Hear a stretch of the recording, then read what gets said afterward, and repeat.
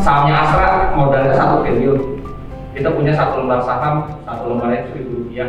Nah kita punya 100 lembar. Terus kita punya nih cetakannya nomor 1 sampai nomor 100 bisa di. Itu zaman dulu. Itu saham masih strip. Kalau sekarang semua udah dicatat digital di KSEI.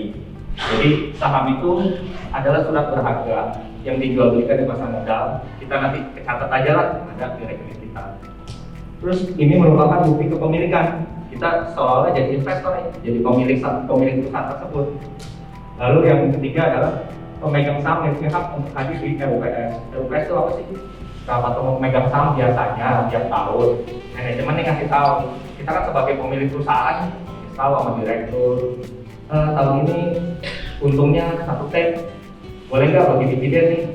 Bagi keuntungan 500 miliar. Nah itu kita bisa setuju sama tidak. Itu salah satu gunanya kita itu perusahaan di Minahasa, perusahaan properti pengen dapat duit dari masyarakat, nawarin sahamnya. Nah kita bisa beli di website di IPO. Sekarang belinya pun gampang, tinggal digital. Kita bisa beli sahamnya saat pertama kali diterbitkan. Atau yang ketiga nih, yang paling gampang, kita pasif aja beli reksadana, nanti manajer investasi yang beliin saham apa aja yang dipilih. Oke. Nah, kalau kita mau beli itu kan harus punya kelengkapan datanya dulu, sama aja kayak kita mau naruh duit di bank, berarti buka rekening dulu di bank. Sama halnya dengan saham. Kalau mau jadi investor, paling pertama ya kita harus punya rekening dana nasabah untuk terima duit, transfer duitnya, sama rekening efek.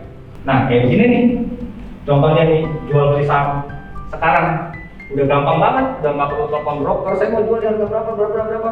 Sekarang lagi di offer harga berapa? Enggak, semua udah ada di layar, udah ketahuan di harga berapanya.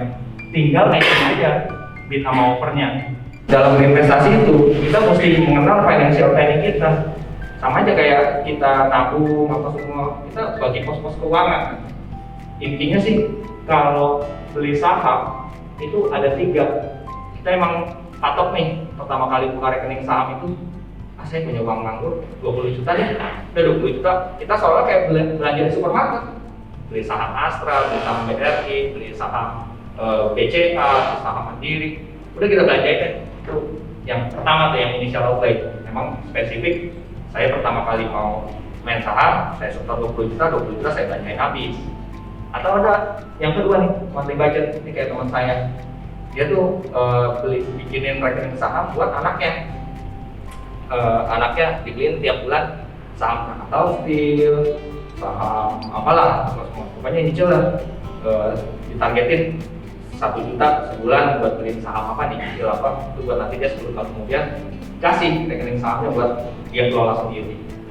Atau yang ketiga, kebetulan pas lagi dapat duit kaget nih, excess cash, ada yang baru dapat bonus tahunan, lebih nih, kalau cuma taruh di bank doang nambah banyak, coba deh diinvestasiin ke saham. Kalau orang Indonesia ini kebalikannya nih, berani rugi takut untung. Begitu sahamnya naik, kemudian aduh, kalau dijual nanti naik lagi gimana nih. Tapi kebalikannya, kalau sahamnya udah turun, harusnya 10% aja kita batasin kerugian kita, tapi ini udah turun sampai 20%. Aduh, pasti minggu depan naik balik lagi lah, udahlah. Takut kita mau nge-cut loss aja. Jadi intinya sih, kalau tips and trick dari saya, kita memang harus sebelum menjadi investor merencanakan dan memberi target kita mau cari jual apa buat tabungan seperti yang tadi saya bilang. Lalu belajar dan dengar, karena memang kalau udah jadi trader yang kita lihat itu kenyataannya ada di depan layar. Yang merah yang berarti artinya turun, yang hijau berarti naik. Sahamnya gerak karena apa? Itu baru terbukti tuh analisis kita benar apa salah. Saya mau nanya, bagaimana cara kita menentukan titik support sama resisten harga saham? Oke, thank you. Kalau Bapak misalnya punya broker, misalnya saya kan ada dalam sekuritas ya, di online trading kita tinggal ketik aja supportnya berapa dengan memasukkan parameter tertentu. Misalnya periode 50 periode gitu, 50 kali trading apa semua. Nanti dia tahu nih, support itu adalah saat saham itu dianggap sudah jenuh jual. Sebaliknya resistennya itu apa? Saat saham itu dianggap sudah jenuh beli. Contohnya seperti apa sih orang itu saham itu jenuh jual? Ini kayak gini nih. merah ini tandanya artinya kan turun nih. Support atau resistannya tuh di mana sih? Supportnya tuh di sini. 1, 2, 3, 4, 5 hari orang udah jual terus. Masa iya sih kita nggak merasa ini saham kayaknya udah kemurahan nih. Nah itu yang dimaksud support.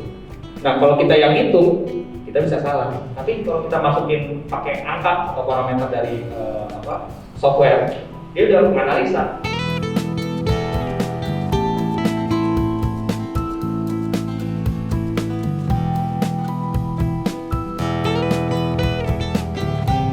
Sudah datang hari ini untuk belajar sedikit tentang saham.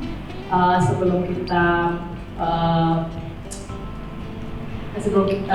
kita pulang, ya ini kita ada hadiah sedikit souvenir, dan kita juga ada hadiah juga untuk souvenir untuk pembicara kita hari ini, ya. Ini saya bagikan dulu sertifikat dan souvenir ini ya. Mulai dengan diangkat sama pembicara. Hadiah dari KKR kita. Terima kasih untuk sharing hari ini.